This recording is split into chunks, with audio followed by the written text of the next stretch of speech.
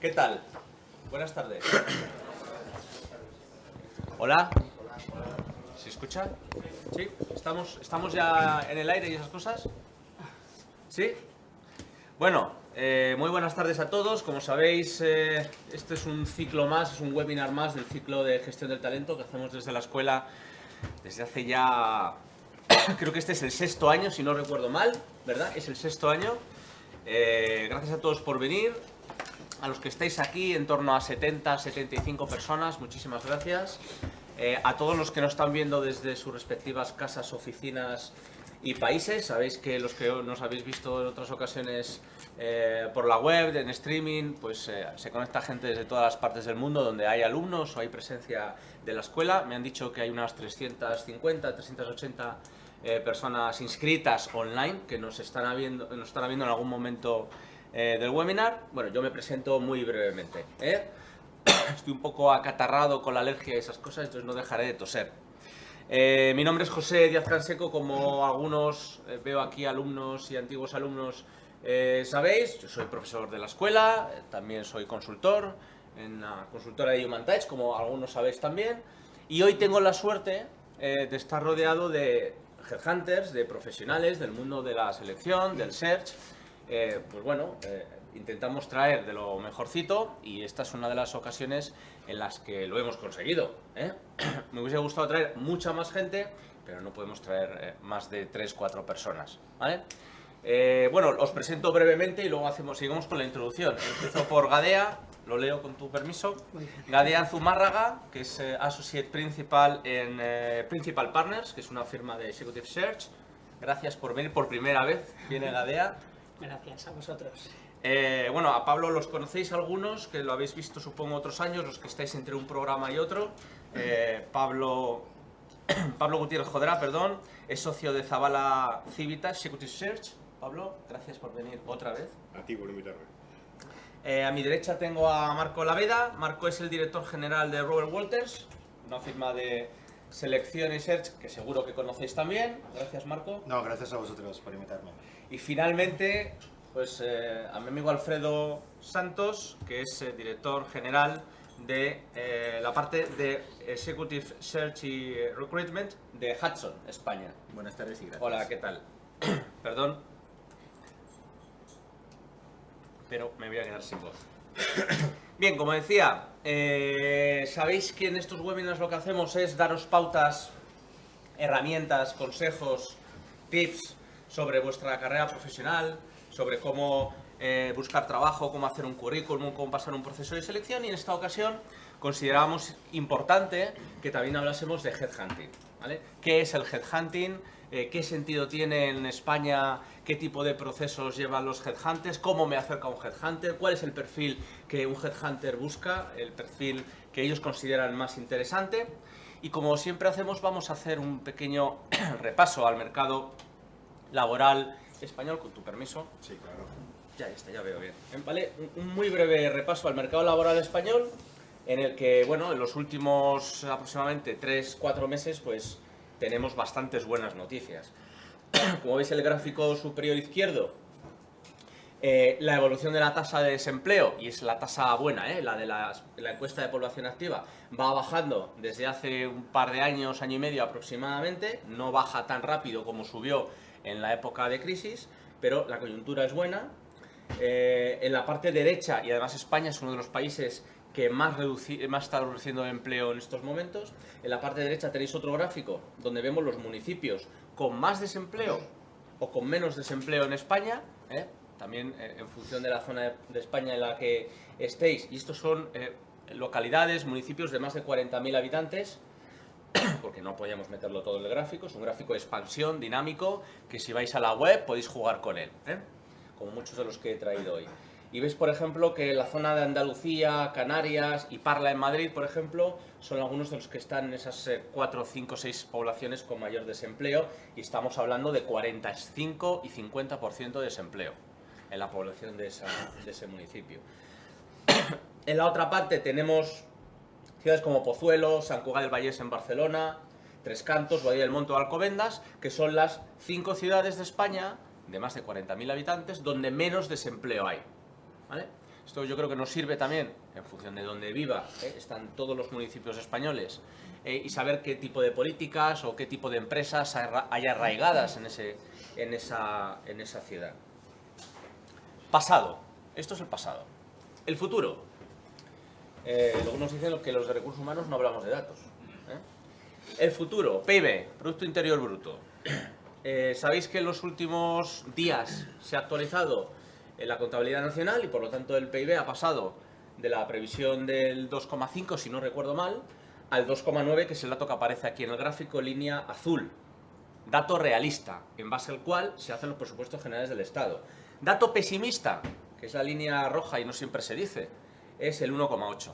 Es decir, como mínimo este año, como mínimo, si todo va muy mal, vamos a crecer un 1,8, ya estamos por encima de eso, y como máximo será un 2,3. Yo me juego lo que queráis y que será un 3,3. ¿Vale? Y eso arrastra el empleo o el desempleo, la riqueza, déficit público y demás. Por tanto, España actualmente y en los próximos 2-3 años será uno de los países grandes de la Unión Europea que mayor crecimiento va a tener y ya tiene, y eso indudablemente es muy interesante o muy beneficioso para crear empleo, que es de lo que se trata y de lo que estamos hablando. En un año se han duplicado las previsiones.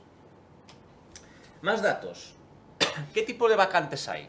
Esto es un informe de Infoempleo de hace unas semanas, muy interesante, que os recomiendo lo descarguéis, que es gratuito, os metéis en Infoempleo y lo descargáis.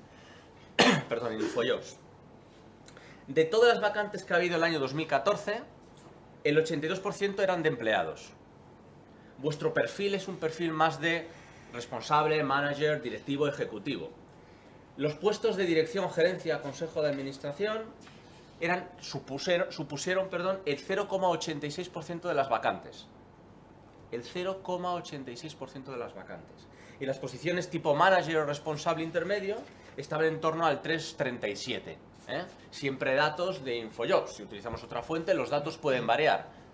Pero yo no le daría un más o menos 50% de variación.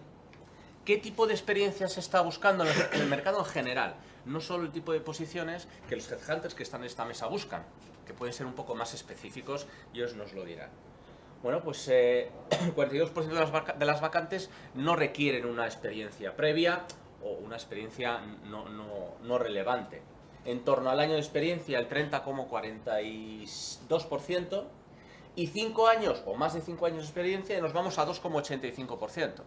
Es decir, se empieza a crear empleo en la pirámide poblacional hacia arriba. ¿Vale? Igual que se empieza a crear empleo, tal y como estamos creando empleo en nuestro país, creándolo, quizás no es el empleo de la mejor calidad del mundo, pero creándolo. La calidad viene después, pero primero hay que crearlo. Y eso tenemos que saberlo, en función de las expectativas, si estáis desempleados, si estáis ocupados pero queréis cambiar de puesto, queréis hablar de sector, en función de cuál sea vuestra situación personal y profesional. Más cosas. El otro día salía en el periódico que unas 125 empresas, de las más grandes de España, van a crear este año unos 30.000 puestos de trabajo de todo tipo. Volumen de vacantes el año pasado, 2014, pues han crecido un 35%. Y estos señores también lo saben. Si tienen un 35%, generalmente, más de trabajo el año pasado que los años anteriores. Generalmente, ¿de qué categoría, entre comillas, o qué área profesional suelen pedir los clientes vacantes para sus compañías? Pues estoy viendo que en inmobiliario y construcción el 0,6%, en el legal el 0,3%, saltamos a comercial y ventas el 37% de las vacantes, o nos vamos a atención al cliente el 13% de las vacantes, fuerza de ventas, comerciales, atención al cliente. Y luego hay nichos, como pueden ser tecnología, creación y desarrollo de páginas web, y hablamos de este tipo de páginas web. Aplicaciones móviles, frontend, backend, y todo lo que tiene que ver con apps y su desarrollo posterior, que no es solo una página web, es alguna cosa más, como muchos de vosotros sabéis. Bien, y para terminar, y ya no suelto más el rollo, y para terminar, el 77% de los candidatos que de una forma más o menos activa están buscando un nuevo proyecto profesional, lo busca a través de dispositivos móviles, sea un smartphone, sea una tablet o sea cualquier otro tipo de dispositivo más o menos móviles. ¿Cuáles son los perfiles más demandados? Según InfoJobs, el comercial, el teleoperador están en las dos primeras posiciones. Y el puesto de trabajo, en función de sus vacantes, que tiene una retribución bruta anual mayor, estamos en el gráfico de la derecha, el director de proyectos de ingeniería. Además, la semana pasada uno de vosotros, un alumno, me llamó precisamente para que valorase con él una oferta y estaba en estas cantidades. El gestor financiero y un poco más especializado el odontólogo, ¿vale? Eso es un poco el panorama que podemos ver en general, porque el tipo de posiciones que tocan las personas que están hoy conmigo son quizás más específicas en función del tipo de firma o del tipo de consultora en la que trabajen, en qué sector trabajan o en el nicho de clientes o la bolsa de clientes con la que están trabajando en este momento. Pero ellos os pueden dar una muy buena foto del tipo de posiciones que tocan, que si encajan con el tipo de posiciones que a vosotros os pueden interesar, yo creo que luego que tendremos un café y un networking, puede ser interesante que lo comentéis con ellos directamente, que es otra parte importante de este webinar. Sus comentarios, las preguntas y luego ese networking. No me he extendido mucho, ¿no? Muy bien, muy bien. ¿Sí? ¿Seguro? ¿Apruebo? Sí, Vale. sí. Si te parece, yo voy planteando preguntas, ¿vale? Y más o menos tocamos el tema. Son preguntas que tradicionalmente nos preguntan en carreras profesionales. La primera es, ¿qué competencias esenciales considera un headhunter, en tu experiencia ADEA, que debe tener un candidato para un perfil senior, con toda la amplitud que tiene el concepto senior? Por la experiencia que yo tengo es, o sobre todo las competencias que hoy en día más se están demandando, es por un lado la multiculturalidad, o sea, al final el ser capaz de gestionar equipos pues, que vengan de distintos países, siendo bueno, pues los negocios cada vez más globales. Estamos compitiendo en un entorno más internacional donde bueno, pues las fronteras se han roto y dentro de las compañías pues hay, hay empleados de todos los países, ¿no? Entonces el tema de la multiculturalidad yo creo que es una de las competencias que antes no estaban tan valoradas pero que hoy en día están mucho más valoradas. Por otro lado,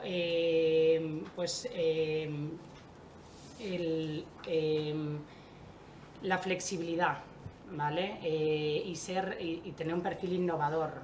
Al final, bueno, pues las tecnologías han ido cambiando muchos de los negocios, las tecnologías van muy rápido, las empresas se tienen que ir adaptando a esas tecnologías y a esa forma de enfrentarse al mercado, con lo cual, bueno, pues tener un gestor que sea innovador y que sea capaz de dotar de flexibilidad a la compañía, pues es importante. Y luego, la empatía también es una de las competencias bueno, pues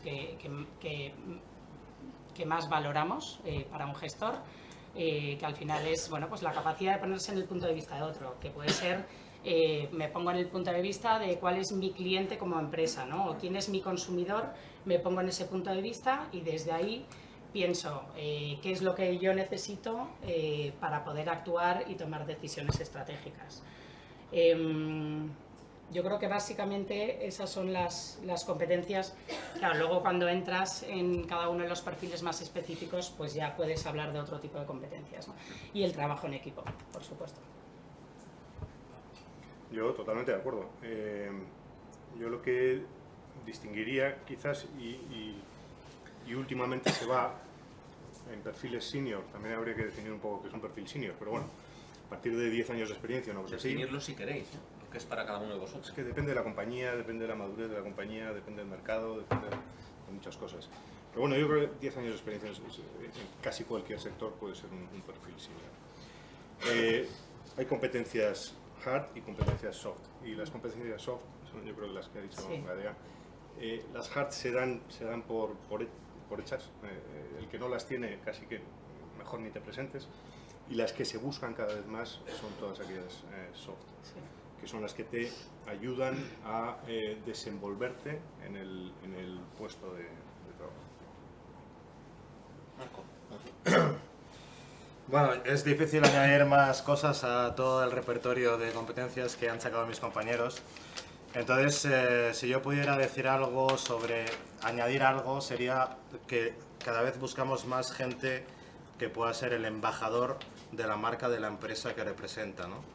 Embajador de cara a sus equipos. Si hablamos de un perfil senior, normalmente tiene gente a su cargo. Embajador de cara a sus proveedores, embajador de cara a sus clientes, embajador de cara a sus superiores, sobre todo si es en entornos multinacionales. En definitiva, embajador de cara a su mercado donde actúa su empresa. Y eso es lo que nosotros cada vez buscamos más en un perfil senior, aparte, obviamente, de todo lo que han comentado mis compañeros. Me ha gustado mucho esto del embajador. Se lo voy a copiar. Os imagináis que no hay mucho que añadir, ¿no? Vale. Solamente yo diría una cosa, y ahora voy a juntar, por definirlo, senior con directivo.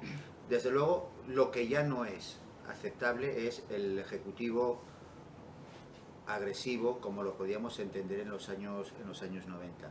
Las organizaciones hoy necesariamente tienen una necesidad de integración de todos los recursos, y uno de esos recursos son las personas, de todos los stakeholders que están alrededor de ellas. Y para ello, ese perfil ya está totalmente alejado de lo que podemos desear y que además funciona. Por tanto, si por añadir un punto adicional, yo diría que las organizaciones buscan algo que puede ser complicado, pero que existe, que son personas normales, personas que son como son y se manifiestan como son, ni más ni menos. Nadie quiere que haya teatros, nadie quiere que haya escenas. Lo que queremos son personas que sean capaces de, y lo cojo lo tuyo, capaz de ser representantes de la empresa en cualquiera de los entornos en los que se puedan estar manifestando en cada momento. Perdón. Añadiendo a eso, yo creo que las compañías cada vez dedican más tiempo a encontrar perfiles que se adaptan a la cultura de la compañía, ¿no? Y que sean personas que se puedan desenvolver y puedan crecer dentro de la compañía, porque al final su personalidad va con la personalidad que es la cultura de la compañía. Con lo cual, pues hay muchas compañías, pues por ejemplo Amazon, que dedican muchísimo tiempo a cada uno de sus procesos de selección, donde participa pues una persona dentro de cada área dentro de la organización, que es gente que no tiene ni experiencia en entrevistas ni nada, que les toca aleatoriamente y igual entrevistan 10 personas a un candidato y luego lo ponen en común y deciden si a nivel cultural hay un fit entre esa persona y la compañía. Y yo creo que eso va muy en relación a lo que tú estabas comentando. Justo. Yo iba a preguntar justo eso, por ser un poco puñetero y demás, ¿vale? Yo creo que cada vez hay más compañías donde para ellas o ellos son importantes el we are, o sea, cómo somos, cómo nos sentimos, qué cultura tenemos, qué valores, cuál es nuestro estilo, ¿vale? Y encajar eso con el estilo del candidato, y eso es un gap cultural, cada vez es más complejo, Sí. pero cada vez es más determinante. Te iba a preguntar un poco, os iba a plantear un poco, ¿y eso cómo se hace, cómo se ve, cómo se observa, ¿no? Un poco ha dado la pista de Amazon, ¿no? Pues muchas personas dentro de la compañía, muchos ojos ven y tienen un feeling, ¿no? Más que una metodología, puede ser una forma. Sí, bueno, ellos siguen metodología, porque al final lo que tienen es una serie de valores de la compañía que se traducen en competencias. Entonces tú te lees el valor de la compañía y entonces es una competencia. Entonces hay una forma que es hacer una entrevista por competencias, que es lo que hacen ellos, y cada una de las personas valora una competencia distinta, ¿no? Entonces sí que no lo hacen al libre albedrío, sino que tienen un sistema que además es muy arraigado dentro de la compañía para llegar a ese resultado. ¿Algo comentar? ¿No? Otra cosa que habéis comentado, lo de la multiculturalidad, que ahora se comenta mucho y tal. Sí. Pregunto, hay dos, cuando le pedimos a un candidato que tenga afinidad con esa multiculturalidad, ¿estamos pidiendo que las empresas donde ha trabajado previamente pues haya diferentes perfiles de diferentes culturas, pues haya ido a viajar un día a Tanzania y otro día a Mauricio y otro día no sé qué, o que ha tenido una experiencia vivencial de 6 meses, de un año, de 2, de 3, donde haces una inmersión en la cultura. ¿De qué estamos hablando exactamente para que ellos sepan qué carga de profundidad tiene eso de la multiculturalidad? Frente a lo que quieren las empresas, quiero decir, ¿no? Hombre, yo creo que siempre es más determinante alguien que haya tenido una experiencia laboral en el extranjero a la hora de entender que esa persona sí tiene esa competencia, ¿no? Pero creo que también el haber estudiado fuera te puede dar esa multiculturalidad. O sea, al final es el haberte relacionado con gente de otras culturas.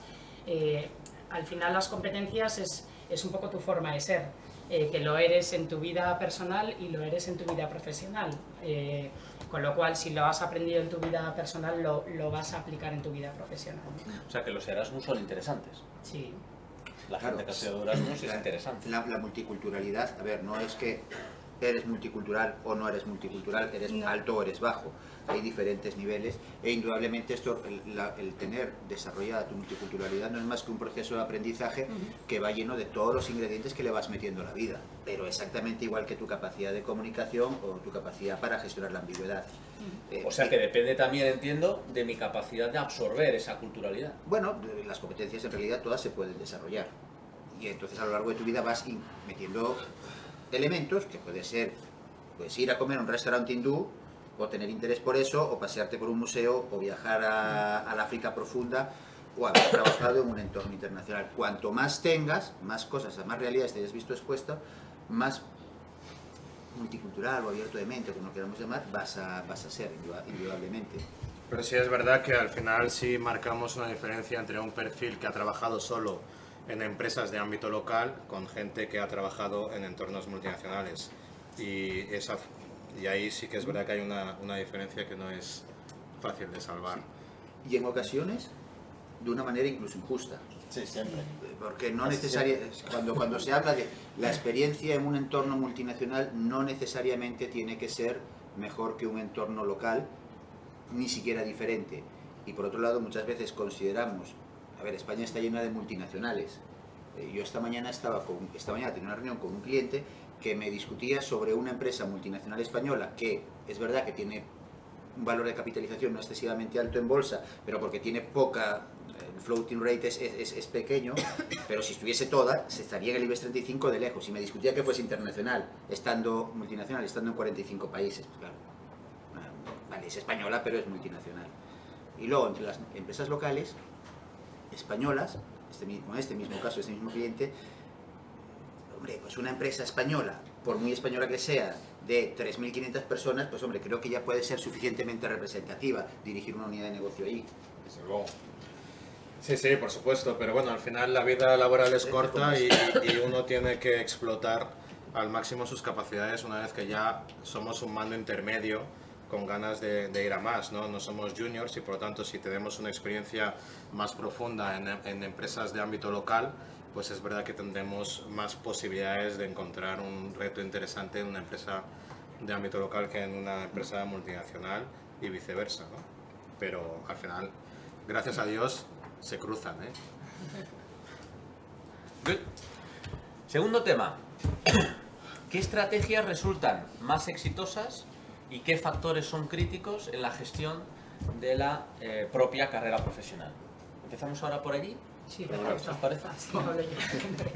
¿O no te parece? Sí, me Claro, parece, que quiera, ¿eh? me parece muy bien. Yo lo siento, no tengo una receta.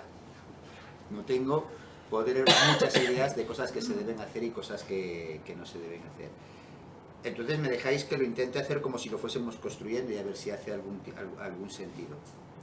Mira, yo lo primero que creo, además ahora como soy padre de familia, pues entonces lo creo más, es que uno se tiene que dedicar o debe enfocar su carrera profesional hacia aquello en lo que pueda sentirse especialmente cómodo. Cómodo bien porque tiene las habilidades para hacerlo, cómodo porque se siente atraído, es decir, en definitiva, donde puede hacer algo especialmente bien. Luego también creo que una carrera profesional no necesariamente, es más, estoy totalmente convencido, pasa por ir a trabajar a Torre Picasso cada mañana.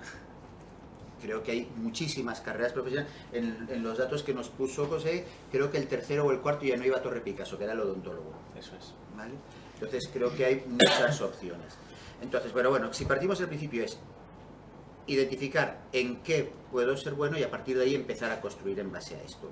Yo creo que las primeras elecciones de carrera, pues, decimos a los chicos pues que hagan prácticas en cualquier sitio con tal de que se vayan curtiendo. Yo no creo que eso es bueno. Yo creo que uno debe intentar hacer sus prácticas ya al inicio en aquello en lo que esté enfocando, a lo que esté enfocando su carrera. Yo si voy a Zaragoza, creo que lo lógico es ir por la A2. También puedo ir por la A1, luego doy un rollo de la leche, pero vamos. Lo lógico es ir por la A2. Entonces desde el principio debemos ir.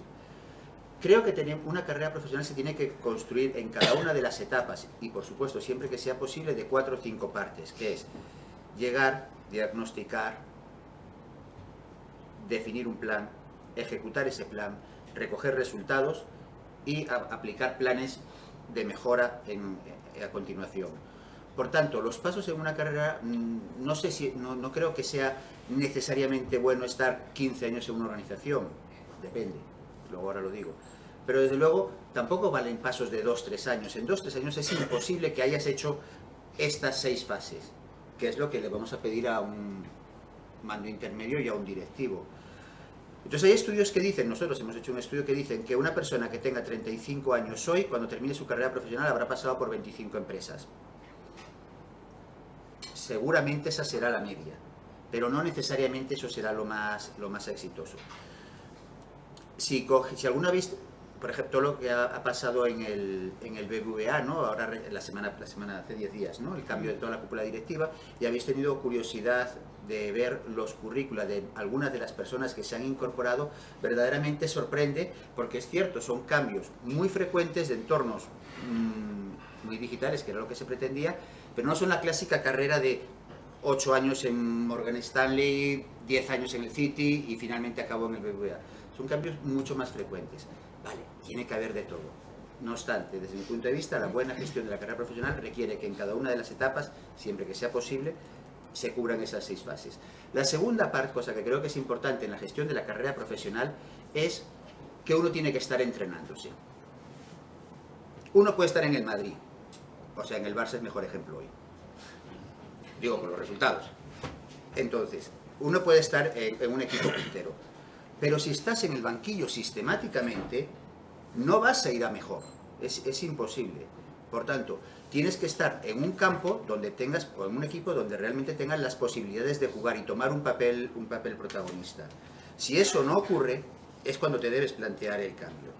Dicho esto, las carreras profesionales no necesariamente son una curva vertical, ni muchísimo menos. En un momento determinado se convierten en una asíntota, para todos. Y llega un momento donde incluso pueden producirse un descenso. Es más, puede haber momentos de altibajos, son largos. Lo que es importante es que en cada una de las fases me esté aportando suficiente valor para estar yo enriqueciéndome como persona, y no solo es que mejore mi empleabilidad, es que mejore mi capacidad de proporcionar valor añadido al sitio donde me estoy desarrollando. Joder, vaya rollo que he contado. Perdón, ¿eh? Muy interesante. Bueno, es difícil añadir cosas a lo que acaba de comentar Alfredo, pero vamos a intentarlo. Para el resto ya. Estoy de acuerdo con Alfredo que es clave intentar identificar cuáles son nuestras competencias, en qué somos buenos y ver qué tipo de profesiones pues van a brillar esas competencias en las cuales nosotros somos buenos. Pues si uno se nota que tiene mucho desparpajo y es muy extrovertido y demás, pues orientará quizás más a una actividad más comercial, y si otro se ve muchísimo más analítico, que le encanta estar ahí con Excels de 10 entradas y demás, pues probablemente brillará más en un puesto de control de gestión o en una carrera financiera. Entonces, identificar esto, y una vez identificado, yo, para ser muy prácticos, creo que necesitamos ser todos conscientes de que siempre podemos mejorar en inteligencia emocional. Y la inteligencia emocional es clave para el crecimiento y el desarrollo en cualquier organización, hagas lo que hagas. Y volvemos un poco al embajador, volvemos un poco a las relaciones con tu entorno. Es muy importante desarrollar esas competencias de inteligencia emocional. En cuanto a, o sea, es decir, una vez que estemos en el vector adecuado y donde nuestras competencias van a brillar, ser conscientes de que todavía podemos mejorar en inteligencia emocional y las cosas nos irán muy bien. Luego, otro aspecto muy importante es hasta qué punto, qué ambición tenemos. Cuanto más ambicioso seas, más invierte en tu carrera. Invertir en tu carrera es invertir en tu carrera, es decir, que no se te caiga el boli a las 7 cuando todo el mundo se va a casa, ¿no? La típica expresión, a las 7, pues bueno, pues que no eres tan ambicioso y valoras, bueno, también tienes que ser consciente de ello y jugar un poco con esos equilibrios, ¿no? Invertir en tu carrera es meterte en cursos después del trabajo. Invertir en tu carrera es aprovechar el verano para mejorar tu inglés. En lugar de ir a Santo Domingo, pues vete a Jamaica. Entonces, invertir en tu carrera es tener todo este tipo de chips mentales puestos para poder alcanzar tus objetivos. No quiere decir con eso que todo el mundo tenemos que ser súper ambiciosos, ¿no? Simplemente que seamos coherentes. El que sea ambicioso, que invierta en su carrera también.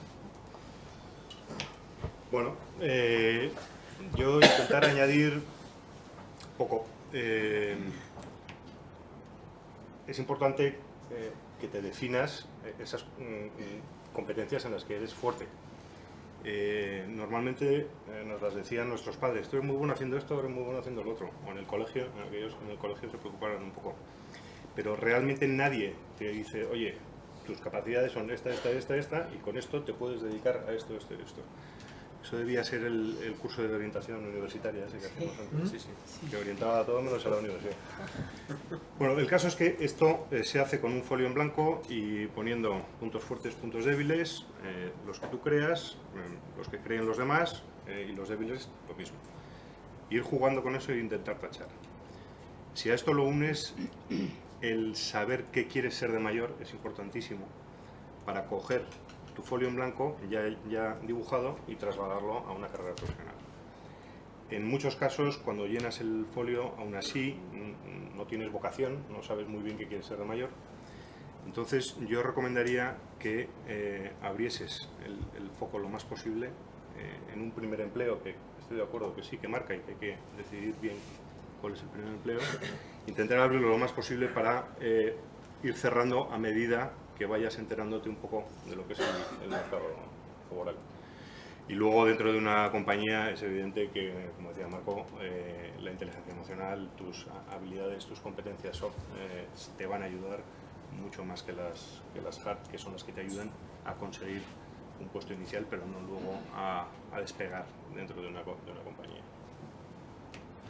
La mía. Pues yo tengo poco más que añadir. Es lo malo de ser los Claro. ¿Puedo yo añadir algo? Sí.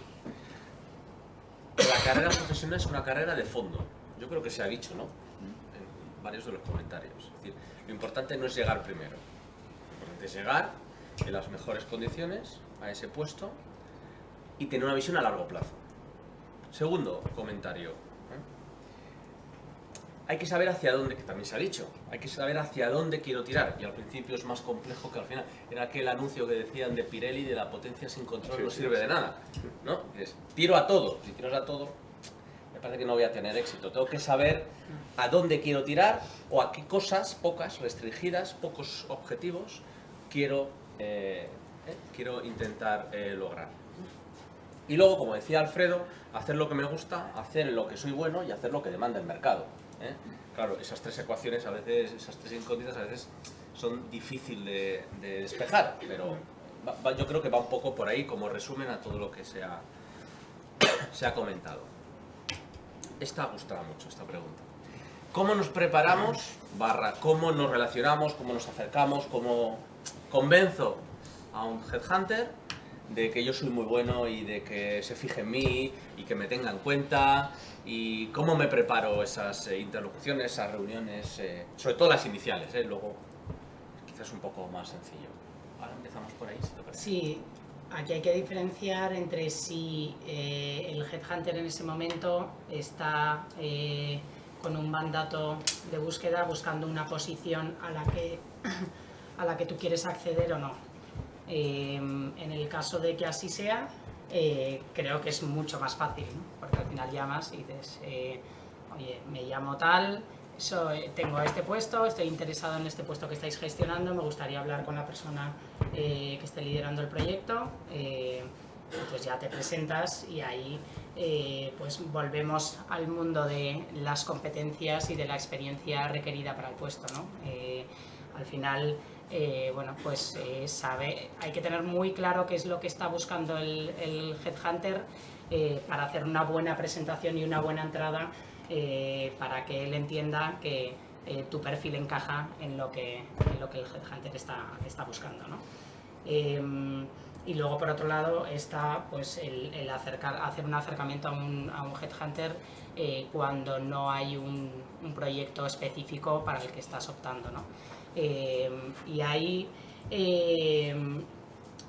también hay que saber a qué se dedica cada uno de los headhunters, porque hay algunos que están muy especializados en algún tipo de industria o en algún tipo de función. Con lo cual tampoco puedes disparar a todos, sino ir a los headhunters donde tu perfil pueda encajar mejor. Entonces ahí sí que tendrás una puerta abierta. Yo diría que, como el de todos, nuestro tiempo es limitado, y el problema fundamental es que tenemos unos clientes que nos pagan, que son las empresas, y otros que no, que son los candidatos. Y tenemos que atender a los dos. Lo que pasa es que, claro, cuando empiezas a hacer cuentas de tu tiempo, pues normalmente priorizas. Es fundamental que haya un mandato que se ajuste a algún perfil de los que puedan entrar, pero en el mayor de los casos nadie sabe los perfiles que manejamos, porque no hacemos publicidad, salvo la que nosotros queremos hacer. Y entonces, pues tienes que acudir sin saber realmente qué es lo que hay detrás o al otro lado de la puerta, ¿no? Y yo ahí pondría pues énfasis en que lo que tienes que hacer es venderte. En el fondo, lo que tienes que hacer es lo que haría cualquiera que estuviese en un mercado abierto y quizá más transparente que en el que tienes una puerta delante con el headhunter. Y a partir de ahí, pues ser creativos, intentar diseñar un currículum, probablemente sea la mejor o la primera puerta de entrada, atractivo, contando justo lo que quieres contar, dejando ver aquellas partes en tus puntos fuertes que pueden sugerir o que pueden hacer que alguien te pregunte algo más sobre lo que hay detrás de eso. En fin, intentar ser un poco vendedor de uno mismo para generar esa llamada desde el otro lado. Muy bien. Bueno, yo creo que simplemente quería hacer un apunte sobre invertir en tu carrera. Una de las grandes decisiones de inversión en la carrera de uno mismo es hacer un máster en el EAE, por ejemplo. No, por ejemplo, no. EAE. No, o sea, por ejemplo, me refiero aparte de otras opciones, Es que no no de hay- máster, no no hay de otras máster, opciones. sino de otro tipo. Solo hay EAE. Así que por ese lado, enhorabuena a todos. De cara a acercarse a un headhunter, es verdad que hay muchos tipos de headhunters. Honestamente, tenéis que entender un poco cómo funciona este mercado de los headhunters. Hay headhunters que funcionan bajo mandatos y que, por lo tanto, si no tienen un mandato con tu perfil, es difícil que te puedan dar demasiada coba. Pero hay otro tipo de headhunters que funcionan más de forma especializadas por áreas funcionales de la empresa. Suelen ser empresas un poco más grandes que se anticipan a las necesidades de sus clientes, y entonces abordar la división especializada que os toca, siempre lo normal es que os reciban y os hagan una entrevista para teneros a disposición de sus clientes cuando surja una necesidad para vosotros. Entonces son dos mundos radicalmente distintos, y ahí vosotros, porque no me voy a poner a dar nombres, tenéis que identificar un poco cuáles son los que puedan tener un approach más de este tipo, ¿no? Donde, bueno, pues que sois financieros, pues vais a empresas que tienen ese approach de anticipación y que venden una especialización funcional al mercado. Entraréis en contacto con su departamento de la especialización financiera, con el manager de la disciplina o con lo que sea, y seguramente algún consultor de ese equipo os va a identificar, os va a incorporar en su base de datos, y probablemente cuando tengan una necesidad con vuestro perfil, que es muy probable que surja, porque son normalmente las compañías que más volumen en Middle Level Management mueven, pues os llamarán para comentaros el puesto. O también es verdad que esas mismas compañías publican, hay headhunters que no publican sus puestos o sus posiciones, pero estas empresas, sin embargo, sí que publican en su web. Tenéis todas las posiciones que hay. Una vez que ya os tienen identificados, seguir viendo la web, la evolución de los puestos nuevos que van metiendo, ver si hay algo que os interesa. Otras muchas tienen la posibilidad de poner alertas en sus páginas web, ¿no? Para que cada vez que pongan un anuncio que os interese, que tengan los parámetros que os interesa, os llega un mail directo. Pues fantástico, os recomiendo que lo hagáis todos, siempre que se pueda, ¿no? Por lo tanto, identificar el tipo de headhunter para identificar la forma de acercaros a ellos, ¿no? El headhunter que funciona con mandato, que sepáis que si no tiene mandato, poco hay que hacer más ahí. Tampoco hace falta darle demasiado la paliza, porque es que poco puede hacer por vosotros. Sin embargo, el otro, que el que está especializado y que trabaja de una forma anticipada, ahí sí que tenéis que conseguir entrar en su base de datos y además mantener una relación fluida con los interlocutores de vuestra especialización. Alfredo. Estoy totalmente de acuerdo. Pero me vais a dejar que añada algo que es políticamente poco correcto, ¿vale? Lo primero, nosotros ganamos dinero con los candidatos, ¿vale? Yo coloco un tío y gano dinero, por lo cual a mí me interesa tener mucho producto que pueda colocar. Perdonadme que lo ponga en estos términos. Si yo vendiese Coca-Cola, me encantaría tener muchas latas de Coca-Cola para colocarle a Carrefour, pero no es el caso, vendo personas. Claro, ¿qué ocurre? Que es que objetivamente no todas las latas de todos los sabores de refrescos el mercado me lo absorbe. Yo tengo Coca-Colas, me lo van a absorber, pero tengo una lata de refresco de una mezcla de coco con maracuyá, eso también. Pero bueno, seguramente habrá algunos sabores que nadie va a querer comprar. Bien. Por lo tanto, no a todo el mundo le vamos a poder dar una oportunidad. Entonces, esto, está totalmente de acuerdo con lo que dice Marco, me lleva un paso más atrás, que es que lo primero que hay que hacer por cada una de las personas que van a afrontar ponerse en contacto con un headhunter o ponerse en el mercado laboral es definir claramente cuál es su oferta de valor. Y esa oferta de valor es quién soy, para qué sirvo y a quién ayudo. ¿A quién puedo ayudar como empresa? ¿A qué compañía le puedo dar? ¿Por qué? ¿De qué sector? ¿De qué realidad? ¿Con qué problemática? Y si lo pensáis, al final, esta información está disponible para todos. ¿Vale?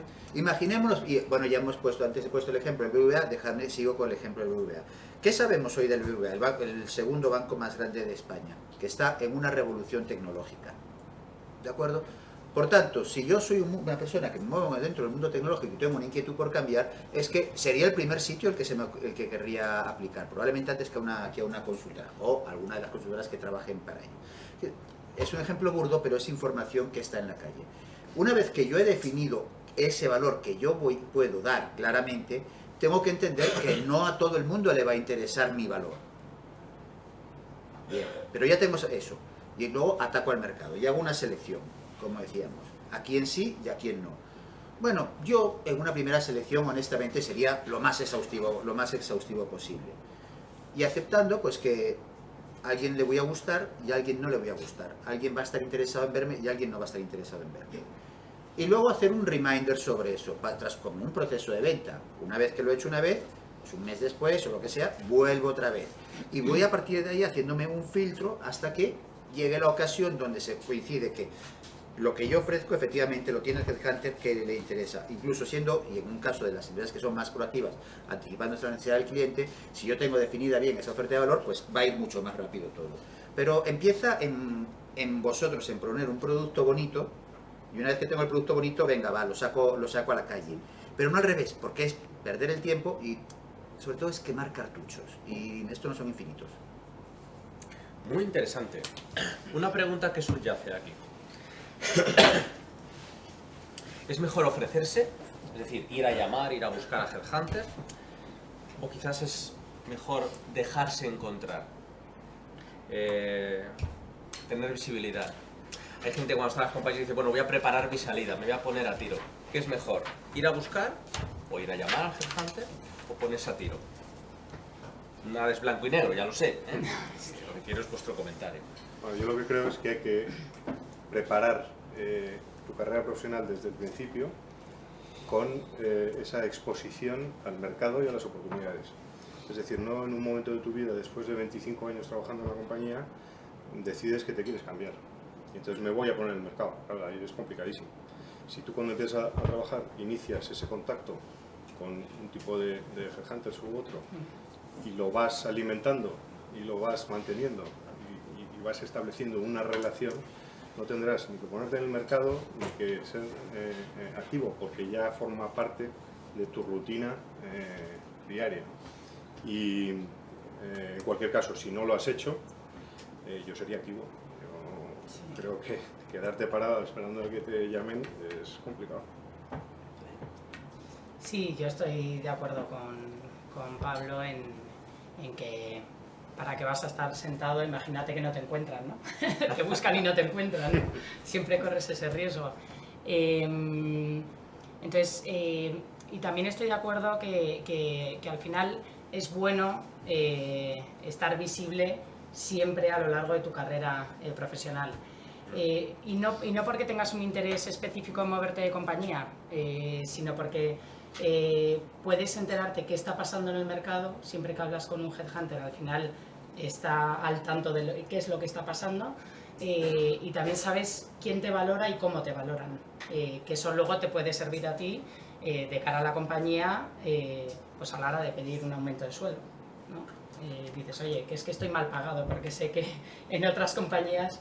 Entonces yo creo que es positivo siempre que os llamen, por lo menos escuchar y contar, oye, pues no estoy interesado, pero por lo menos sabéis qué está pasando fuera.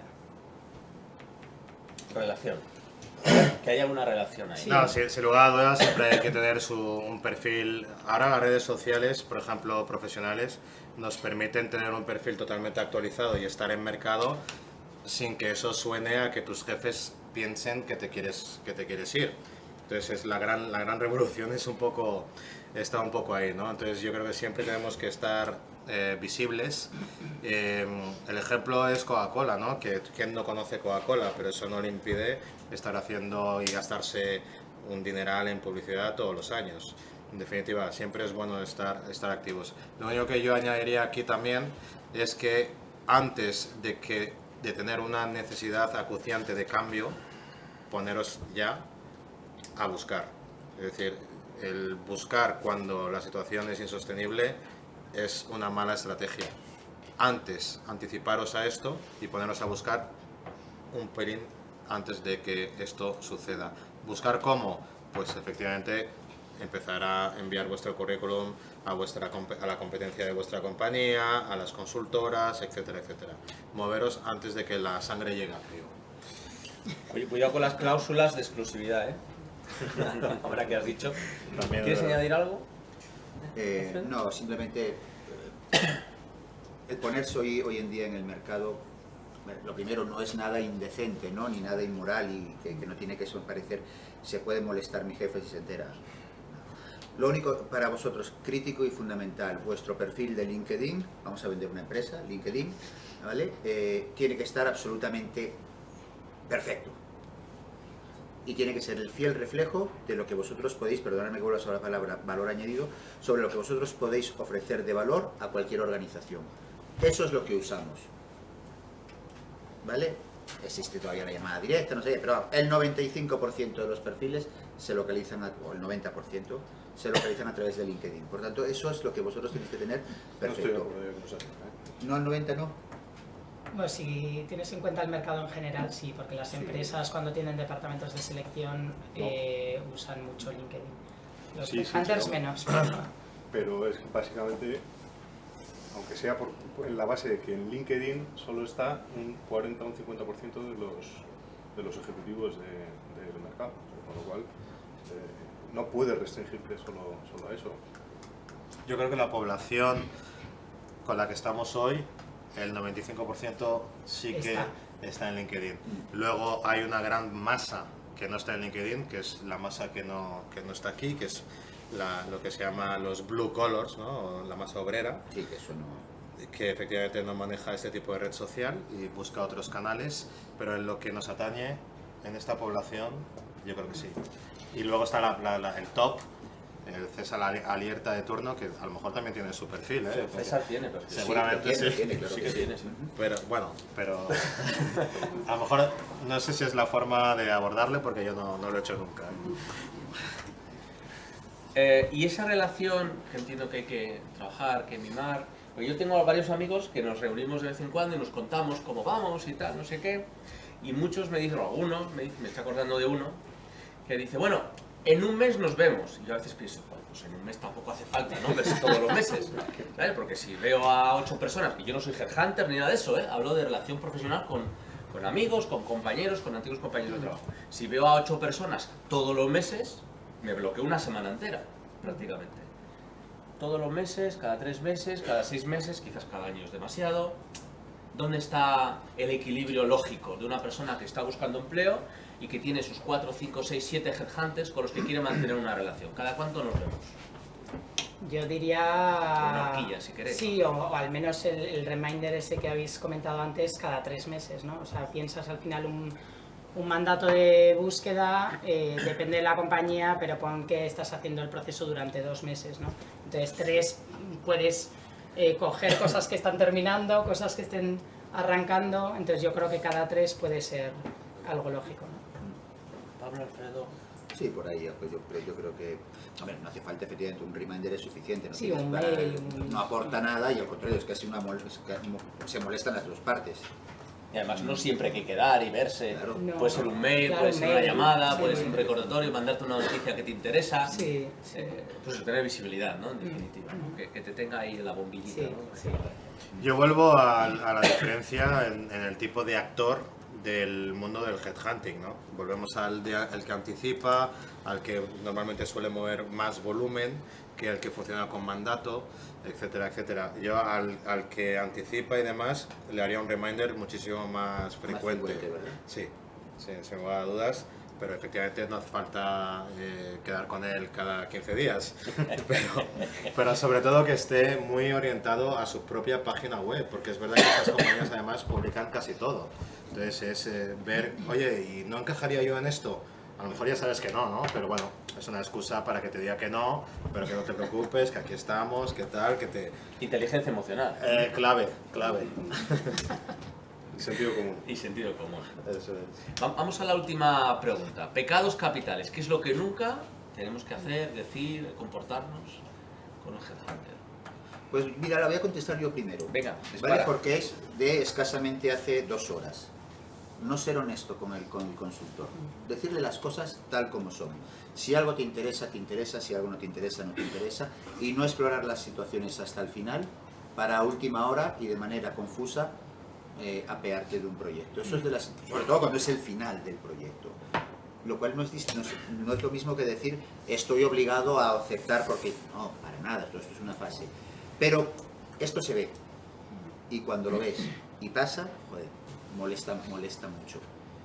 Entonces, la máxima honestidad y la máxima transparencia. El consultor no es que sea el asesor de un candidato, pero sí le debe asesorar, de alguna manera. Por tanto, es vuestro partner. Pues confiar en él y decirle las cosas tal cual las veis. ¿Más comentarios por aquí? Sí, yo creo que el ligar a la honestidad de la relación, que es fundamental, si en el proyecto que te están presentando no te gusta, pues decirlo. Yo creo que el principal pecado, que lo pone ahí, es mentir, es decir algo que no es verdad, en cuanto a datos precisos de la trayectoria, porque al final nosotros contrastamos las trayectorias, cruzamos referencias, pedimos referencias directas y al final todo se sabe. Y un perfil muy bueno con una mentira inicial tumba cualquier candidatura. No, al final, por pequeña que sea la mentira, al final si la descubres ya dudas de todo lo demás. Y entonces al final pues no te atreves porque no sabes cómo va a responder delante del cliente y no te atreves a presentarlo. Perfecto, hombre. Es verdad que nosotros tenemos una hora y media para juzgar a una persona y es bastante complejo, desde el saludo inicial hasta cuando nos despedimos, pues puede haber pasado cualquier cosa durante este periodo de tiempo que nos haga descartar a una persona porque ha hecho un pecado capital, entre comillas, o no, ¿no? Entonces, yo he traído aquí, estas son las guías de entrevistas que elabora Robert Walters, y estas guías os dan un montón de trucos justamente para evitar situaciones donde os pueden descartar fácilmente y simplemente por la ignorancia y no saber que esto es muy impolíticamente correcto en un proceso de reclutamiento, ¿no? Entonces, los dejo aquí para el que los quiera consultar o se los lleve a casa. Están en inglés y simplemente siguiendo con los ejemplos que están dando mis compañeros de honestidad, una de las formas para entender la honestidad de una persona normalmente, que por lo menos utilizo yo como truco a nivel personal, es el nivel de inglés. Es decir, si tú me pones ahí un nivel de inglés muy alto y nos ponemos a hablar inglés en la entrevista y te cuesta entender la primera frase que te digo, ya pongo en cuestión el currículum entero. O sea, no es que no pasa nada porque haber exagerado un poco, no, cuidado. Es decir, ya no sé si estás licenciado en ciencias empresariales o no, ¿sabes? Entonces ya en un momento dado te pediré el título y lo pondré todo patas arriba. Muy bien, pues antes de dar paso a las preguntas, a lo mejor está bien diferenciar, ya que ha salido en algún momento, qué es top management, qué tipo de perfiles hay ahí y qué es middle management, ¿no? Porque me da la sensación de que en ocasiones el candidato ve el headhunter como un todo. No todos los headhunters son iguales, hay hunters que tocan determinados perfiles más top management, y si podéis dar 3-4 ejemplos de qué tipo de posiciones hay en un top management, ¿no? Y un middle management, pues yo creo que es una pregunta recurrente además, les puede servir, y luego pasamos directamente a sus preguntas. Yo diría que un alto directivo es aquel que tiene una incidencia directa sobre la cuenta de resultados. Y a partir de ahí, bueno, pues depende del tamaño de la organización, es una primera línea directiva, es una segunda línea directiva, incluso hasta una tercera línea directiva. Sí, depende también del tamaño de la compañía. Al final, si estás hablando de una compañía con miles de empleados o estás hablando de una compañía de 200 empleados, ¿no? Que yo creo que un director general de una compañía de 200 empleados podría entrar dentro del target de un headhunter de middle management. Entonces, depende también el volumen de la compañía, al final el volumen de P&L que pueda manejar el directivo, ¿no? Impacto en negocio, volumen. Sí, yo coincido 100% con mis compañeros, ¿no? Alfredo. Yo igual me ajusto más a la definición estricta de la posición. Top management iremos desde las posiciones de consejo, consejero delegado, director general y directores de unidad de negocio y eventualmente directores funcionales, en definitiva, los miembros que puedan formar parte del comité de dirección, y middle management, todo aquello que esté justo debajo del comité de dirección, que pueden ser directivos, pero no de comité de dirección.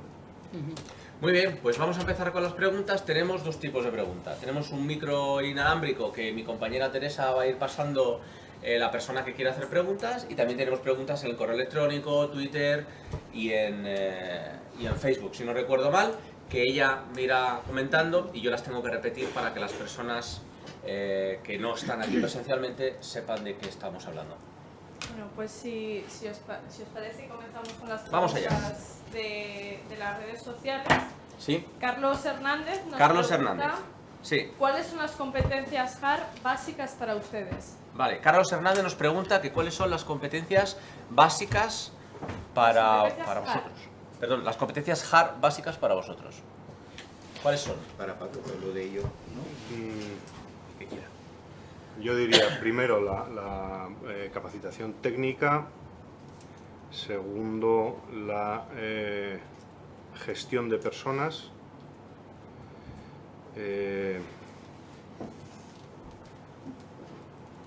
Tercero, dar un sustantivo ad hoc.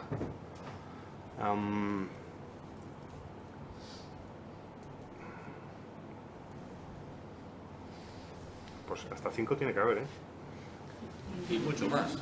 Sí, idiomas, formación, Idiomas, formación universitaria, causa formación académica, Sí, pero yo solo meto todo en la capacitación técnica. Al final es un poco el cajón idiomas, de desastre. idiomas también, nivel de idiomas. Yo mientras voy dando una respuesta ambigua, ¿vale? Las competencias hard son aquellas que te posibilitan hacer cosas y las competencias soft, soft skills, son aquellas que te dan el éxito en aquellas cosas que haces.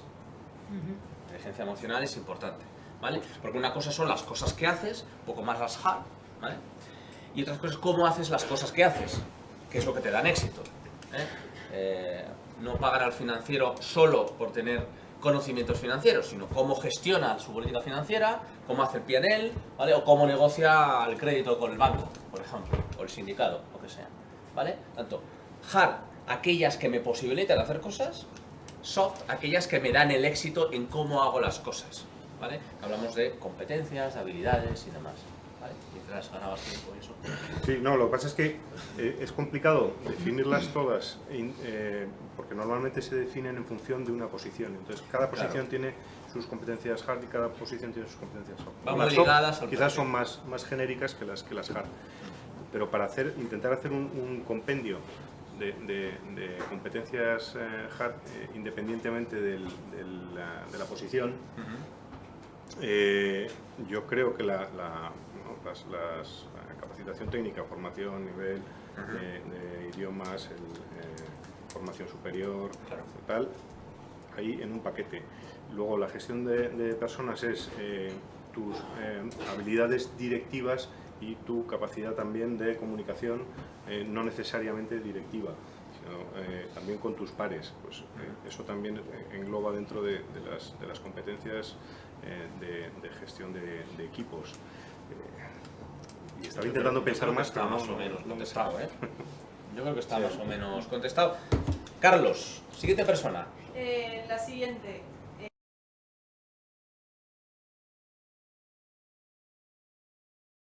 ¿La técnica puede interesar para una posición en Business Developer? Vale, nos pregunta si un ingeniero solamente con experiencia técnica puede interesar para una posición de Business Development, ¿no? Con MBA. siempre. Con MBA. Es que el matiz yo creo que Es importantísimo el matiz. Ingeniero técnico con MBA, sin experiencia, foco Business Development. Gadea, si te Sí, apetece. yo creo que al final, relacionado con todo lo que hemos estado hablando, si esa persona pues tiene habilidades de comunicación, empatía con el cliente y puede llegar a entender qué es lo que el cliente necesita y poder exponer como business developer qué es lo que está ofreciendo, por supuesto. O sea, al final, cuando estás vendiendo un producto o un servicio técnico, muchas veces necesitas tener ese background técnico y muchas carreras profesionales empiezan en lo técnico, pasan a lo comercial y acaban en gestión. Entonces creo que es un sí. Sin duda.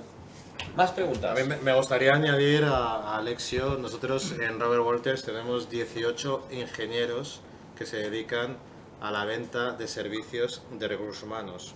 Por lo tanto, y no tienen muchos de ellos forzosamente un MBA, simplemente tienen esas competencias blandas, esas soft skills necesarias para triunfar en un negocio donde se requiere entender a qué se dedica tu cliente, nuestro cliente, en ese sentido, una empresa industrial o de oil and gas o de ingeniería, en definitiva, pero con un trabajo de venta y de prestación de servicio. Bueno, y finalmente también Pablo Albert. Pablo pregunta, Albert, ¿sí? ¿Valoráis como ítem crítico a los candidatos que sobreactúan en la comunicación no verbal? Repíteme, ¿valoráis cómo? ¿Valoráis como ítem crítico a los candidatos que sobreactúan en la comunicación no verbal? Vale, nos pregunta que si valoráis como un ítem o como un elemento crítico a los candidatos que sobreactúan en un proceso de selección, en comunicación, en la entrevista, bueno, toda esa interacción. Yo creo que La todo es sobreactuación, Todo es valorable, incluso la sobreactuación. En algunos casos hasta puede ser incluso buena, dependiendo del puesto al que vaya dirigido. Yo creo que en la capacidad de valorar tiene que ser 360 grados, tienes que valorar todos los aspectos. Luego, después de esa valoración, lo que tienes que ver es la adecuación al perfil que estás buscando, o a la compañía o al cliente para el que estás trabajando. Entonces, como he dicho antes, a lo mejor esa sobreactuación en alguna compañía hasta viene bien. Es necesario. Y no solo al puesto en concreto que estás buscando, sino hay que tener en cuenta quién va a ser su jefe y con qué personas se siente el jefe cómodo trabajando, quiénes van a ser sus compañeros. O sea, al final ahí yo creo que tiene mucho que ver, ¿no? Si al jefe igual le puede poner nervioso una persona que sobreactúa y que habla muy alto o lo que sea, pues igual no es el candidato ideal. Porque tiene que haber encaje hacia arriba, hacia abajo y hacia los pares. Como tiene que ser una competencia que forme parte, entiendo, de la job description deseada para ese puesto, ¿no? Pero podría serlo como cualquier otra. Muy bien. Y la última también que nos preguntan bastante interesante, dice, habéis hablado mucho... ¿Cómo se llama la persona, perdona? Laura. Laura. Habéis hablado de muchas actitudes de los candidatos, pero no hemos hablado de talento. ¿No se valora? Laura nos pregunta que hemos hablado de actitudes y demás, pero que no hemos hablado de talento, si se valora o no. Yo diría, por adelantarme un poco, que hemos estado hablando todo el rato de talento, porque el talento no es solo una palabra, un concepto más o menos bonito que está siempre en la prensa, sino que al final se desglosa en todo y en otras cosas de las que han comentado aquí. Pero vamos, vosotros haced vuestro comentario, que sois los expertos. Sí, primero un punto más solo sobre la pregunta anterior, la sobreactuación. Yo, sin embargo, todo lo que sea sobre me produce en principio rechazo, todo en su justa medida, sea sobreactuación o bajo actuación, todo lo que sea por exceso, por arriba o por abajo, creo que es preferible dejarlo un poco. Eres muy comedido. Dos, no, y aparte porque se linka con lo que decía, de ser gente normal, personas normales y ser nosotros mismos, por tanto no hay que sobre nada. Puedo ser histriónico en mis manifestaciones, pero eso no es una sobreactuación, es que yo soy histriónico. Vale, entonces, sobre la pregunta de Laura, claro que sí, todo es talento. El talento es un conjunto de atributos que tiene una persona y es lo que hemos estado poniendo, de lo que hemos estado hablando, de atributos técnicos, de atributos competenciales. Es que de eso se trata, de medir el talento que es diverso, que tiene necesidades diversas y que tiene adecuaciones al mercado diversas también. Sí, al final talento, competencias, habilidades, capacidades, conocimientos, potencial, que es al futuro, ¿eh? Si no hay potencial no hay talento. Y mucho compromiso, que es lo que más importa a las compañías. Bueno, ¿quiénes de vosotros queréis hacer preguntas? Que veo ahí un montón de manos levantadas y no sé si daremos tiempo a que todo el mundo pregunte. ¿Quién rompe el hielo? Venga, por favor. Nada, tu nombre, por favor, simplemente, y la pregunta.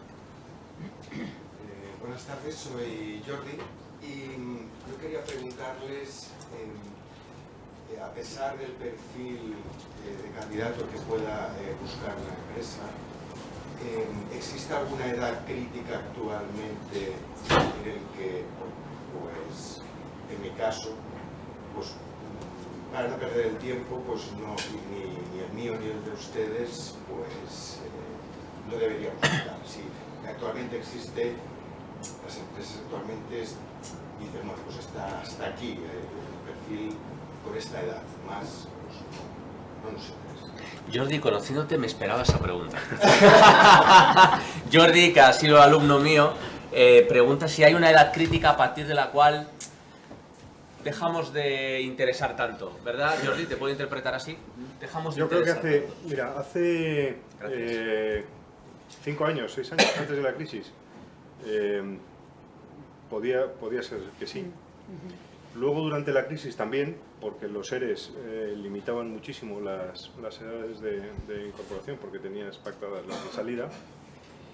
Pero yo creo que después de la crisis se ha vuelto a valorar la experiencia, se ha vuelto a valorar la trayectoria larga, la solidez de la persona, no tanto como su juventud, su flexibilidad, su agilidad y su potencia, ¿no?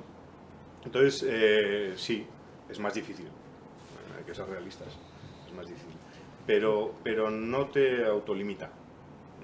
Al revés, yo creo que ahora, no es que vayan a contratar ahora a partir de 55 todas las compañías, no, pero pueden estar más abiertas. Y luego, sobre todo, lo que tienes que hacer es tus puntos débiles volverlos fuertes. Y si tienes 55, pues a lo mejor tienes otras formas de contratación, no, por el aspecto no. Pero si tienes 55, pues tu fórmula de contratación puede ser otra, no necesariamente bajo un entorno laboral, a lo mejor puede ser mercantil, no sé, puedes ser creativo, yo creo que hay fórmulas. Solamente añadiría, estando totalmente de acuerdo, ¿cuántos aquí hay de menos de 30 años? ¿Podéis levantar un momento la mano? En torno al 20%, vale, ¿no? al 20% más o 25. menos. ¿De 30 a 40? En torno al Fenomenal. 50-60%. Vale. Esto que es lo mismo. Y más. Esto es lo mismo. Más de 60, ¿verdad? Quizás Eh, 70. A ver si puedo poner un ejemplo.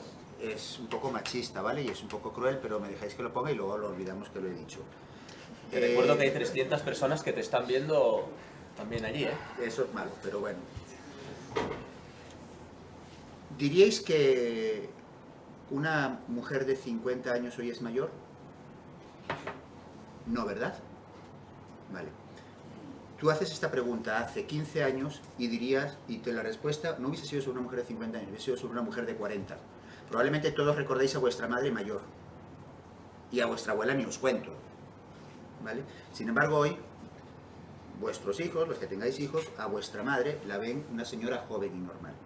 Sin embargo, por alguna razón decimos, una mujer de 50 años no es una señora mayor, pero creemos que un hombre de 50 años está fuera. Bien, yo tengo 49. Os aseguro que cuando yo empecé a trabajar, mi primera experiencia profesional es del año 87, pero digamos, ya de hecho, en el año 91. Lo que oíamos era que una persona a los 40 años tenía que tener su vida profesional perfectamente arreglada, porque luego estaba muerto. Si hay alguno de más de 50, seguramente lo recordarás. ¿Tú tienes más de 50? ¿Sí? Vale, lo recordarás.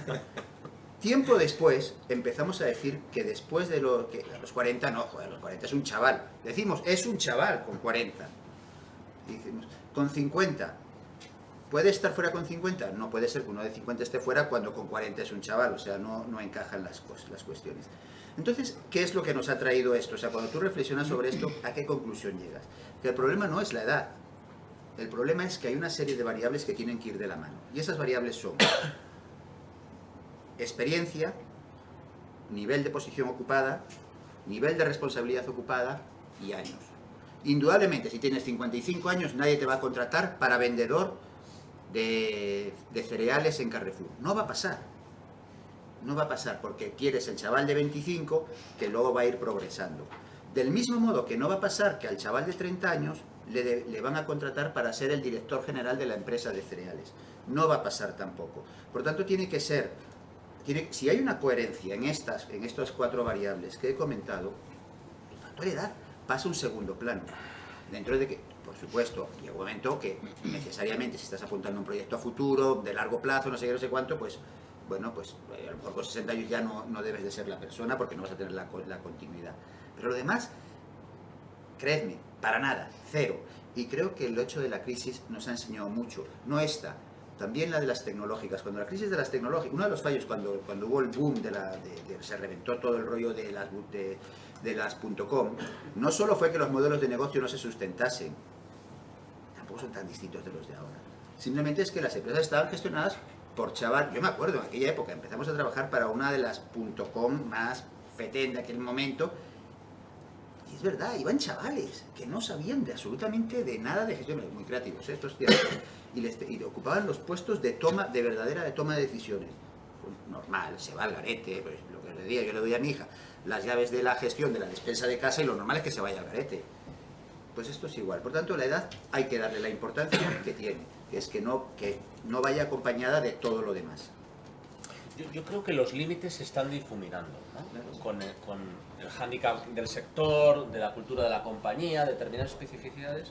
Pero yo creo que es el momento de poner en valor, desde hace ya algunos años, el valor de la experiencia. que no solo es el número de años que tengo o he trabajado en un sitio, que es bastante más. Y eso hay que ponerlo en valor. Es decir, 20 años de experiencia pueden ser más o menos que 10 años de experiencia para otra persona. Por lo tanto, tengo que poner en valor ese valor de las experiencias vividas, las decisiones tomadas, las gestiones atragantadas incluso, ¿vale? Que es más del número de años. Por favor, más preguntas. Ahí al fondo había una persona y aquí tenemos otra persona delante. Vamos muy bien de tiempo. Hola, mi nombre es Diego. Hola Diego, cuando no te veo, pero te oigo. Ok. Hola, ¿qué tal Cuando Diego? ustedes encuentran una persona que se acerca y se define como multifuncional y al momento de hacer la entrevista se dan cuenta de que su perfil es más bien muy definido, ¿esto resta puntos o cómo lo tomarían a este aspecto? Nos pregunta Diego que si una persona que va a una entrevista con nosotros se define como multifuncional, y luego a través del proceso de entrevista nos damos cuenta de que está muy definido en una función o tema concreto, esto es bueno, malo, resta puntos, son hándicap, ¿qué hacemos con esto? Muchas gracias. Pregunta... Hombre, yo creo que al final depende de lo que esa persona entienda por multifuncional. Igual no te está mintiendo, sino que él realmente cree que es otra cosa, ¿no? O sea, yo en ocasiones en las que me he encontrado cosas de estas, lo hablo abiertamente. Digo, oye, mira, para mí una persona que es multifuncional es una persona que esto. En tu caso creo que no, por esto y ya está. O sea, yo creo que al final es hablarlo abiertamente. Totalmente de acuerdo. Yo diría que antes que decir tú, preguntarle, oye, define tu multifuncionalidad, sí, exacto, sí, para ver si está de acuerdo con la tuya. Y si no, pues, a ver, si no, hay que decirlo abiertamente y, oye, pues chico, mira, yo creo que la multifuncionalidad es esto, esto y esto. Bien. Pero si está de acuerdo con tu multifuncionalidad y realmente no lo es, depende mucho de la experiencia y de la seniority que tenga el candidato. Si tiene mucha seniority, pues es muy peligroso. Si no, pues oye, que está equivocado y lo que hay que hacer es centrarle un poco y guiarle en su carrera profesional, pero a mí a determinada edad me asustaría que su multifuncionalidad no fuese real, ¿no? Sí, al final es tener mano izquierda también a la hora de... Sí. O sea, al final nosotros hacemos una labor de coaching muchas veces con los candidatos, ¿no? Y muchas veces tú le cuentas el proyecto que tienes entre manos, qué es lo que estás buscando, y te dice, es que yo encajo perfectamente. Y le tienes que decir que no, por varios motivos no encaja. Si se lo haces con mano izquierda y se lo haces ver, se van encantados de la entrevista. La gente lo agradece. Sí. Sin duda. Dice, pues muchísimas gracias, porque ahora tengo mucho más claro hacia dónde me tengo que dirigir. Exacto. Y gratis. Y gratis. Más preguntas, por favor. Por aquí teníamos una Sí, hola. y luego al fondo tenemos otra. Soy Miguel Ángel. Hola, Miguel Ángel. Quiero partir de la pregunta que hacía el ingeniero con el MBA y relacionándolo con los años de experiencia. Bueno, yo supongo que como muchos de los que estamos aquí, que venimos a EAE a hacer un máster, queremos o bien cambiar de trabajo o porque nos encontramos en situación de desempleo y queremos bueno, partir otra vez desde ese punto. Y entonces la experiencia, vosotros habéis dicho que no cuenta tanto la experiencia en ese puesto, sino que se miran mucho las habilidades soft. Y mi pregunta real es, si actualmente, hoy 20 de mayo de 2015, que decís hace 3 meses que está, es cierto, ves más puestos y más, hay más opciones, o por lo menos yo las he visto. ¿Creéis de verdad que no se mira tanto la experiencia en eso concreto, sino más las habilidades soft? Ahora tengo yo que reproducir lo que ha dicho, ¿eh? Bueno, básicamente, muchas gracias, que es broma. Muchas gracias. Básicamente el compañero ha dicho si realmente la experiencia cuenta, si realmente las habilidades soft cuentan de verdad más que otras cosas. Una formación, ¿no? Un MBA, mi carrera o las habilidades más hard. ¿Podemos traducirlo así, más o menos? Quería contradecir un poco la respuesta que le habéis dado vosotros adelante. Sí, lo veo. O sea, porque sí que veo, por mi situación personal, es que los años de experiencia realmente cuentan mucho. Hoy, Sí. hoy. Por eso, quizá hace 3, 5 años en el que habían más puestos, pero creo que hoy sí que se mira mucho eso. Comentarios. Yo personalmente no creo haber dicho que no cuenta la experiencia. Pues claro que cuenta. Yo creo que no lo ha dicho nadie. Claro que cuenta. Es lo primero. Si yo no sé hacer tortilla de patata, no me van a contratar en un restaurante de hacer tortillas de patata, por mucho que pueda aprender. Dicho esto, una vez que la experiencia cuenta, hay muchas otras cosas. No es la única que me faculta para hacer algo. El tener una experiencia determinada y que ponga incluso que esa experiencia sea de éxito, hace que tú puedas, te diga, vale, sé hacer esto. Pero eso es distinto a decir, voy a ser bueno haciendo eso en ese tipo de empresa y ante esas situaciones. Que eso es lo que te da el perfil soft. Entonces es el cruce de ambas cosas. ¿Esto permite reorientar carreras? Claro que permite reorientar carreras. Por supuesto que sí. Lo que ocurre es que cuando vas a reorientar una carrera, pues a lo mejor tienes que estar dispuesto a dar 1, 2, 3 pasos atrás, no lo sé de qué manera. Lo ideal de reorientar una carrera es internamente. Un ingeniero que hace un MBA que está harto de ser gerente de proyecto y quiere dedicarse a la actividad comercial. Muy bien, lo ideal es poderlo hacer desde dentro, porque desde dentro te han visto ejecutar y además saben cómo ejecutas y te conocen mejor las competencias. Si estás fuera, pues a lo mejor es eso, ir atrás para luego relanzarlo. Yo creo aquí que hay dos formas de interpretarlo, ¿no? O sea, si tú quieres seguir haciendo lo mismo que lo que estabas haciendo, pues está claro que los años de experiencia que has adquirido haciendo tortilla de patatas, pues te avalan para seguir haciéndolas, ¿no? Y otra cosa es que quieras cambiar de trayectoria, que es lo que planteaba quizás Alexio, que decía que venía de una profesión más técnica y quería pasar a una actividad mucho más comercial. Y por lo tanto ahí los años de experiencia que tienes lo que te dan es madurez profesional. Es una madurez profesional porque llevas 5 años haciendo tortilla de patatas y sabes lo que es trabajar en un ámbito laboral, tratar con compañeros, has madurado durante esos 5 años. Y ya no es tan importante lo que has hecho específicamente durante esos 5 años. Y entonces esa madurez profesional es lo que se va a valorar también, aparte de las competencias soft, blandas, de desparpajo, capacidad de comunicación, extrovertido, etcétera, que te avalarían para ser desarrollo de negocio. Yo además añadiría que cuando una compañía compra esa capacidad, ese talento que tienes, ¿no?, para desarrollar esas funciones, además está comprando un potencial. Y el potencial es la expectativa futura de un desempeño que puedes desarrollar, no directamente ligado con lo que haces en ese momento, puede ser de otra forma. Y seguramente los ingenieros, muchos de los ingenieros, que es alguna de las quejas que hay en las compañías desde el punto de vista de gestión, están acostumbrados porque les gusta desarrollar tareas que tienen más que ver con la parte técnica, con la parte tarea, y menos con la gestión. Cuando el 80-85% de las funciones que se hacen en España y en Europa occidental tienen que ver con la gestión, no con la parte técnica. Por lo tanto, ese ingeniero llegará un momento en su carrera profesional, más tarde, más pronto, que tenga que asumir responsabilidades de gestión.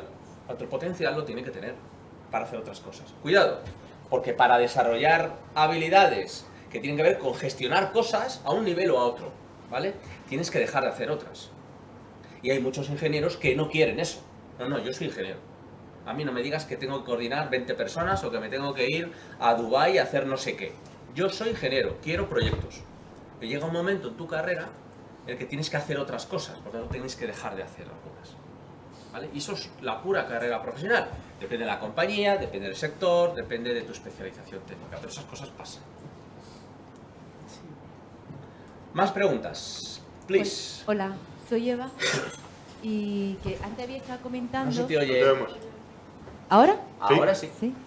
Pues antes habéis comentado de mantener un perfil en LinkedIn, la importancia que tiene. Y yo os quería preguntar qué más acciones recomendáis para tener el escaparate lo más amplio posible y ser el producto más atractivo posible para los headhunters y tener más posibilidades.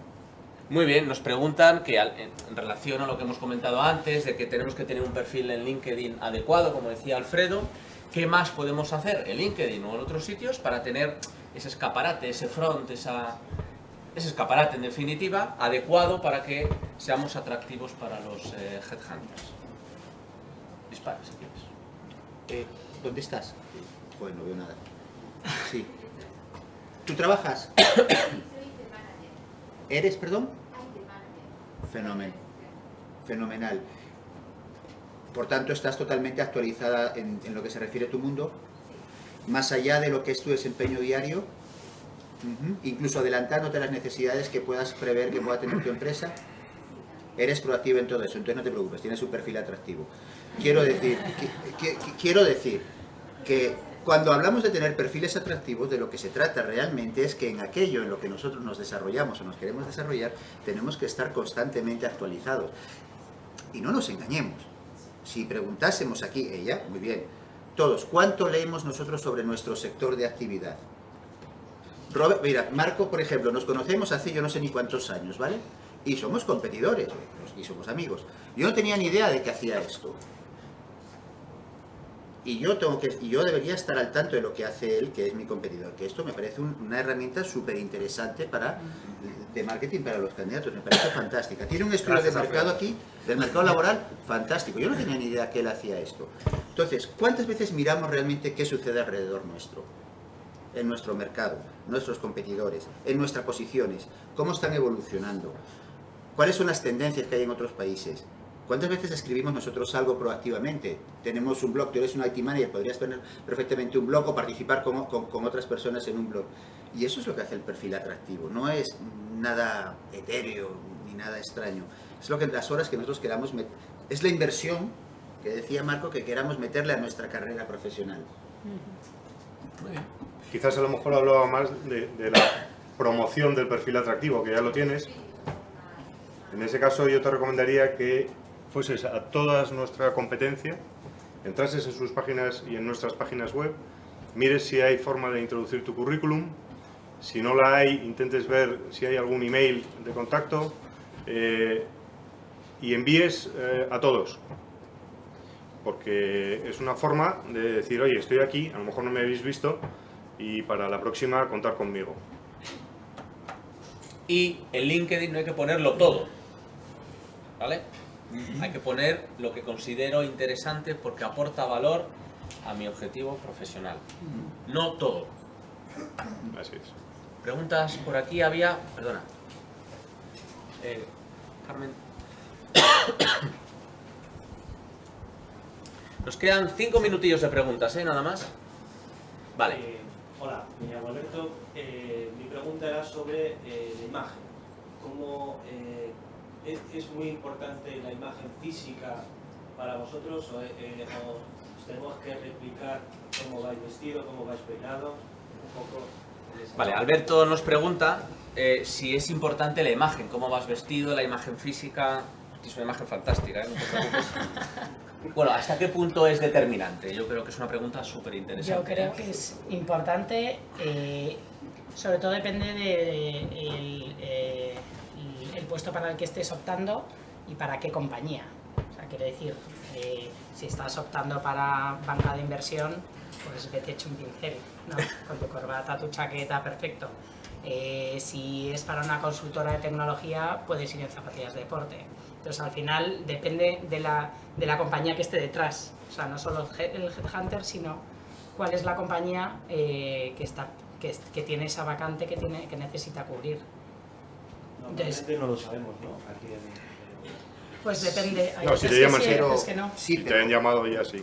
Pero hay una cosa que decía Alfredo antes, yo creo que es coherencia.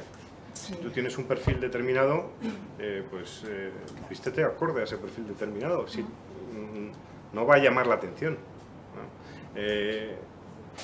Ahí en el librito de Marco hay una serie de consejos muy buenos para ello. Tampoco puedes ir...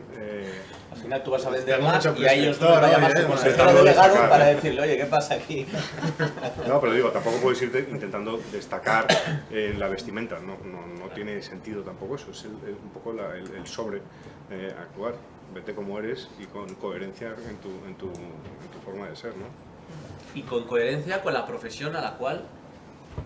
sí, también, pero normalmente va una cosa ligada a la otra. Es tu target, es decir, si tú eres financiero, seguramente sí, habrá decía, cierto patrón que duda. un marketing no tiene, o que una persona que es community manager, o es decir, cada profesión tiene su style, más o menos, no, sin obsesionarse, ¿no? Y tú tienes que conocer ese style y tener afinidad con él. Exacto. Que como te vistes al final es a lo que te dedicas. Claro, efectivamente. Y luego, como decía un buen amigo, aquí también es buen amigo de Marco y mío, decía, solo tienes una única oportunidad para causar una buena primera impresión. Sí. Muy bueno. Y la última pregunta, por favor. Pero simplemente una cosa, dentro de lo que es el style, uno de los consejos que doy yo, por ejemplo, a la gente más junior en la empresa que va creciendo, es que inviertan en su carrera. Y una de las cosas para invertir en tu carrera es, con tu primer sueldo, en cuanto ya tengas un poquito de dinero, invierte en tu imagen, desde luego. Sea como sea, ¿sabes? Sea traje, corbata porque eres un banquero, o sea ir en chándal porque eres futbolista, no sé. Lo del coche no lo comento, ¿no? Lo del coche no lo comento. Perdona, por favor. Hola, soy David. ¿Se me oye? Hola David, ¿cómo estás? La pregunta es, ¿cómo se debe de afrontar un proceso de cambio? ¿Cómo se debe de afrontar un proceso de cambio con un headhunter cuando lo que se tiene es un perfil muy acotado y lo que te mueves es en un entorno muy reducido en el que todo el mundo se conoce? Muy bien, muy buena pregunta. David nos pregunta que cómo debo gestionar mi cambio con el headhunter o cómo el headhunter me puede ayudar cuando me muevo en un perfil muy concreto, muy determinado, en un sector muy restringido donde todo el mundo se conoce. ¿Cómo gestiono eso? Pregunta complicada. No sé si la pregunta va por el tema de garantizar la confidencialidad. Nosotros, no sé si aparte... Son dos problemas. No dar voces, en definitiva, La ¿no? confidencialidad. Sí. Discreción. Eso es, discreción, confidencialidad, no dar voces, no ser muy visible si no te interesa. Hombre, yo creo que la relación entre, esto sí que es más místico, ¿no? Pero sí que entre un consultor y un candidato, no voy a decir que es una relación tipo con el confesor, que lo que le dice se queda ahí, punto. Pero yo llevo aquí en esto casi 20 años y con franqueza he encontrado solamente una vez que se produjo una filtración desafortunada y no fue por el consultor, no fue por el candidato, fue por una persona de la empresa. O sea, no es habitual y no es algo que debe preocupar. Todos estamos interesadísimos en que todo se mantenga al máximo nivel de discreción, y otra cosa porque estamos totalmente atados a la ley de protección de datos. Entonces, no creo que eso deba ser un problema para nadie. Otra cosa es que hay empresas entre sí que tengan conflictos. Es decir, yo trabajo no sé dónde y no me puedo ir a no sé dónde porque tengo cláusulas de no competencia o porque hay acuerdos entre las empresas. Contra eso no puedes hacer nada. Yo, una de las claves creo es la persona con la que te encuentres, el consultor, la confianza que te genere y que sepas que tiene la madurez y la profesionalidad suficiente como para mover tu candidatura dentro de tu sector de una forma discreta y profesional o no. Lo vamos a dejar aquí.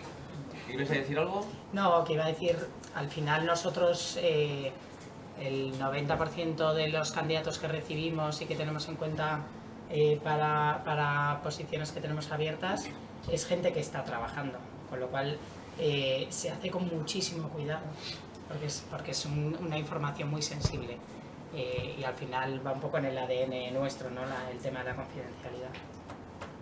A pesar de las secretarias, los filtros y eso. Bueno, lo dejamos aquí, muchísimas gracias.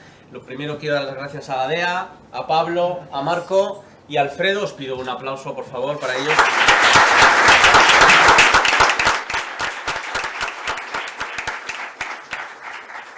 Un aplauso sentido, ¿eh?